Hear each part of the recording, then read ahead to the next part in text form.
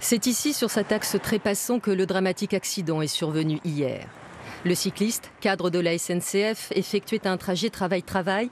Il circulait a priori sur cette voie des bus, également autorisée au vélo, quand il a été percuté par un car Breizhgo qui circulait à vide entre son dépôt et la gare routière. Un car que l'on voit sur ces images amateurs, alors que devant, des passants tentent de porter assistance à la victime. Le cycliste n'a malheureusement pas survécu à la violence du choc. A-t-il été percuté alors qu'il cherchait à traverser pour rejoindre la piste cyclable sécurisée de l'autre côté des voies? Sans présumer des circonstances précises de ce drame, l'association Rayon d'Action alerte sur le manque de signalisation autour de ce passage. On a ici une traversée pour les piétons et les cyclistes qui n'est ni annoncée ni protégée.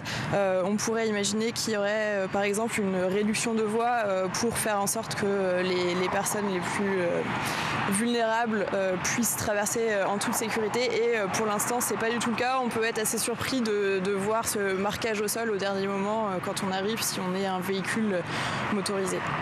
Un drame survenu sur un axe où tout un réseau express dédié au vélo est en cours d'achèvement pour justement sécuriser les déplacements des cyclistes. Des travaux sont d'ailleurs menés en amont du lieu de l'accident.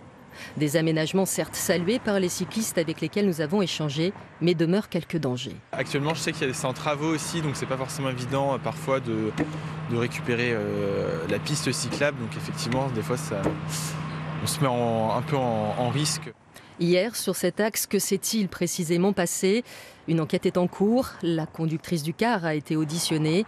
Depuis 2019, à Rennes et dans sa périphérie immédiate, 7 cyclistes sont décédés selon les données de la sécurité routière.